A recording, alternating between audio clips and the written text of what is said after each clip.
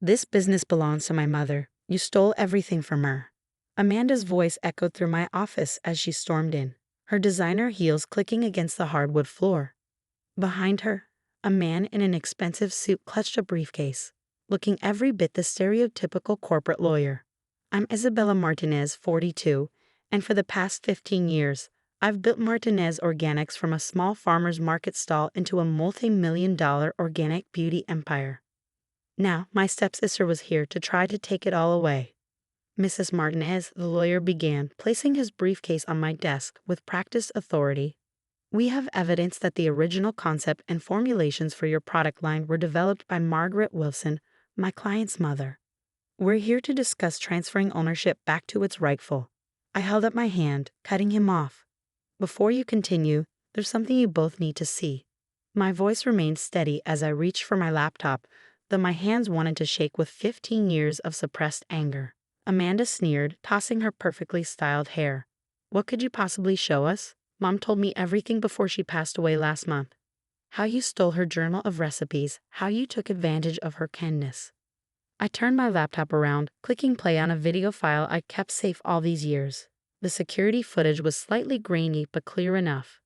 There I was 15 years younger, sitting across from Margaret in this very office when it was just a tiny rental space. $5,000, young me said in the video, pushing a business proposal across the desk. That's all I'm asking for. The farmers market sales prove the concept works. People love the products. Margaret's younger self picked up the proposal, barely glancing at it before dropping it back on the desk. Isabella, dear, this is worthless. Natural beauty products. Everyone knows real cosmetics need proper chemicals. You're wasting your time. I watched Amanda's face change as she heard her mother's voice dismiss my dreams so casually, but there was more. But these are your recipes, young me protested in the video. Don't you want to be part of making them successful? Margaret's laugh was cruel. Those old recipes, they're nothing but garbage I picked up from my grandmother. If you want to waste your time with them, go ahead. I want nothing to do with this foolishness. The lawyer shifted uncomfortably as the video continued, showing Margaret signing a document. And this paperwork? Yummy asked. Yes, you have my permission to use any of those old recipes. I'd be embarrassed to be associated with them anyway. Just don't expect me to invest in this nonsense. I stopped the video, the silence in my office deafening. That document she signed, it's a legal release of any claim to the recipes or business concept, witnessed by a notary who was just off camera. Would you like to see it? Amanda's face had turned an interesting shade of red. She was just having a bad day. She didn't mean. This was just the first video, I interrupted, pulling out a thick folder. I have 15 years of documentation. Every time Margaret mocked the business, every time she told people she was embarrassed her stepdaughter was playing with herbs instead of getting a real job. That is, until last year, when we hit $50 million in annual revenue. The lawyer was already packing up his briefcase, clearly recognizing a losing battle. But I wasn't done. You want to know the real irony, Amanda? 5 years ago, Margaret came to me asking to buy in, offered me $2 million for a 10% stake. I pulled out another file. I turned her down, but I recorded that conversation too. Would you like to see your mother trying to claim she'd always believed in the business? Why? Amanda's voice cracked. Why did you keep all of this? I leaned back in my chair, memories of those early years washing over me, the farmers' markets in the rain, mixing formulas in my tiny apartment kitchen, delivering orders from my beat-up car while Margaret and Amanda lived in luxury, mocking my efforts.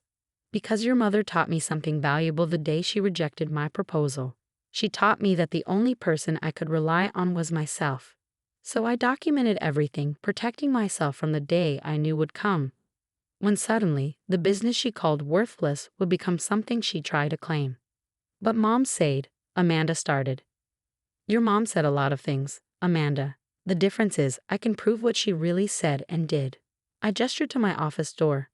Now, unless you want me to show these videos to every business magazine that's been begging for the real story of Martinez Organics' founding, I suggest you leave. The lawyer practically dragged Amanda out, leaving me alone with the evidence of 15 years of preparation. I picked up my phone to call my attorney, knowing this wouldn't be the last attempt to claim what I built. But I was ready. I'd always been ready. Margaret might have thought those old recipes were worthless, but I'd known better, just like I'd known that someday someone would try to take it all away. What Margaret never understood was that success isn't just about having good ideas. It's about being willing to believe in them when no one else will. And about keeping really, really good records. The morning after Amanda's failed attempt to claim my business, I arrived at the office to find my social media notifications exploding. Amanda had gone on a rampage, posting a carefully edited version of events that painted me as the villain who had stolen her poor mother's legacy. Your stepsister is quite creative with her storytelling, my PR director, Sophia, said as she laid printouts of the posts on my desk. She's managed to get quite a few family members riled up. I scanned the comments beneath Amanda's posts.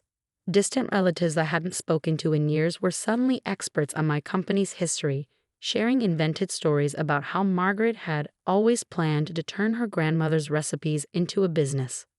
Should we respond? Sophia asked, her finger hovering over her tablet. Not yet, I replied, reaching for my secure external drive. Let's see how far they want to take this. I didn't have to wait long. By lunchtime, Amanda had escalated to television, appearing on a local morning show with crocodile tears and a story about how her dying mother's last wish was to reclaim her stolen heritage. My phone buzzed with a text from my father. Isabella, please be reasonable. Can't you give your sister something? For family peace? Family peace. That phrase brought back memories of my teenage years after he'd married Margaret. Every time she or Amanda had taken something of mine, every time they'd excluded me or mocked my dreams, it was always about family peace. I texted back, like when you asked me to give Amanda my college fund for family peace, or when Margaret convinced you to put the house in her name for family peace. He didn't respond. I pulled up the local station's website and clicked through to their contact form. Within an hour, their legal department would receive a comprehensive file of evidence proving every word of Amanda's interview false. Let them deal with the threat of a defamation lawsuit. Ms. Martinez? My assistant poked her head in. There's something you should see at the flagship store. I pulled up our security cameras on my laptop. Amanda was there, along with 3 other relatives, holding signs and telling customers how Martinez Organics was built on stolen family secrets. I almost laughed. If they wanted to make this public, I'd give them public. I pressed the intercom. Sophia, remember that documentary crew that's been asking to tell our company's story? Call them back. Tell them I'm ready to talk. All of it, she asked. All of it. 2 hours later, I sat across from a respected documentary filmmaker, surrounded by cameras. On the table between us lay the evidence of my journey, the original farmer's market permit, my first batch of handwritten formulas, and photos from those early days. Let's start at the beginning, the filmmaker said. Tell us about the first Martinez Organics product. I pulled out an old battered journal. This was my mother's, my birth mother's.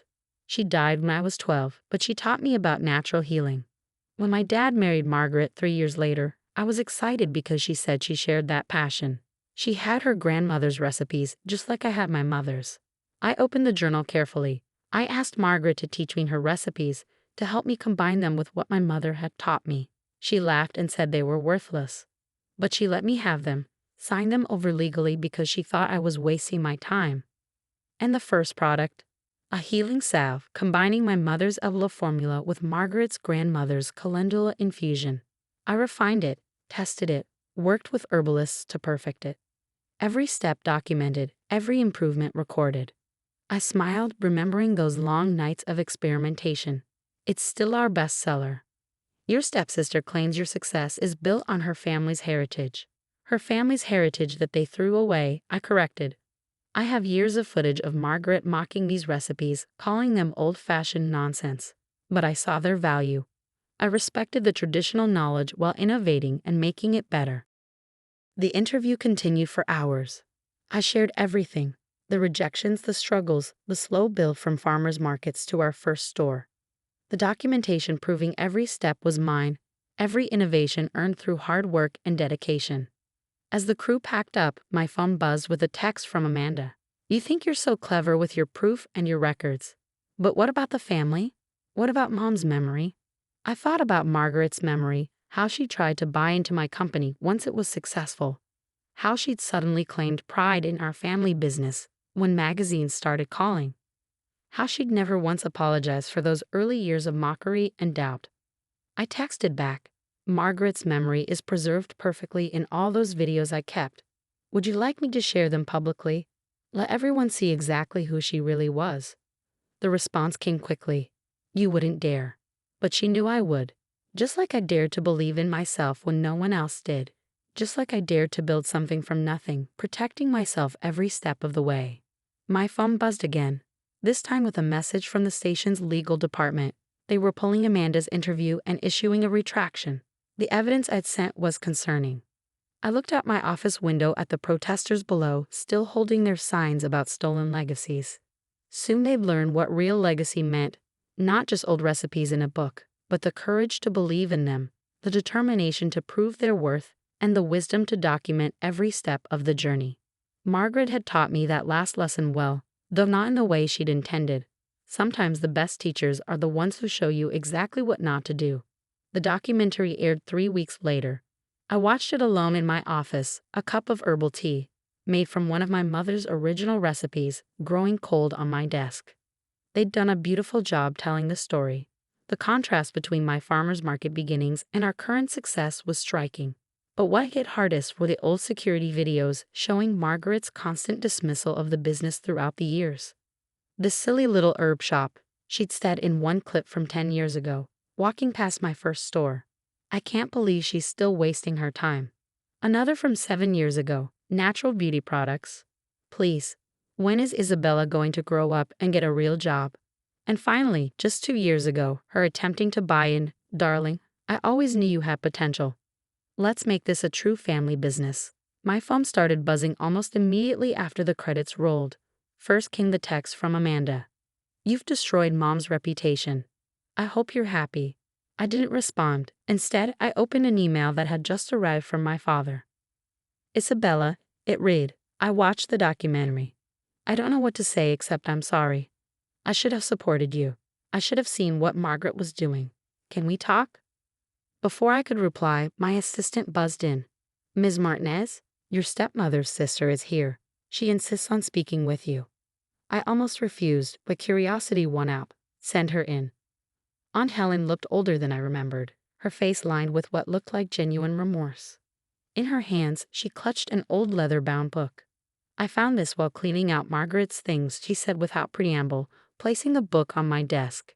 "It's our grandmother's original recipe book, the one Margaret claimed you stole." I opened it carefully. The pages were filled with neat handwriting, detailed instructions for herbal remedies and beauty preparations. But what caught my eye were the notes in the margins, written in a different hand. "Those are Margaret's notes," Helen explained. "From before she married your father, she tried for years to make these recipes work, to start a business. But she failed. She couldn't figure out how to modernize them, how to make them appealing to today's market." I looked up, understanding dawning. "That's why she was so bitter about my success." Helen nodded. "When she saw you succeeding where she had failed, well, you know, my sister, she couldn't handle it. But watching that documentary, seeing how you built everything from scratch, how you improved the formulas while honoring their origins," she wiped a tear. "Our grandmother would have been proud." After Helen left, I sat for a long time looking at the book. Finally, I picked up my phone and typed out a message to Amanda. "The flagship store has a beautiful display case in the entrance. I'd like to put your great-grandmother's original recipe book there, with a plaque honoring her contribution to natural beauty traditions. Not because you demanded it, but because it's the right thing to do. Her legacy lives on in every product we make, alongside my mother's recipes, my innovations, and 15 years of hard work." I hit send, then wrote to my father. "Coffee next week, just us." The responses came within minutes. "Amanda, I'll think about it." "Dad, name the time and place." A week later, we installed the display case. The old recipe book sat open to a page about calendula infusion, the same recipe I'd used in my first product. Next to it, I placed my mother's journal, open to her aita formula. Above both, a simple plaque read, "Honoring the wisdom of those who came before, while blazing new trails forward." That evening, as I was leaving the office, I found an envelope on my desk. Inside was a letter from Margaret, dated just before her death. Isabella, by the time you read this, Amanda will have made her move to claim the business. I put her up to it, my final act of bitterness.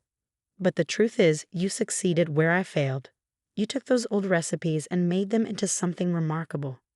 I was too proud to admit it in life, but I can at least write it down in death. The business is yours. You earned it. Margaret. I carefully added the letter to my files, one last piece of documentation to keep safe. But I knew I wouldn't need it. The truth had finally come out, and no amount of bitterness could change what I built. As I turned off the lights in my office, I caught my reflection in the window. Behind me, the city lights sparkled, and somewhere out there, my mother, my birth mother, was smiling. Her daughter had taken her lessons about natural healing and built an empire, one that helped millions of people feel beautiful the natural way. That was the real legacy, not the recipes, not the formulas, but the determination to believe in something when everyone else doubted, and the wisdom to document every step of the journey just in case.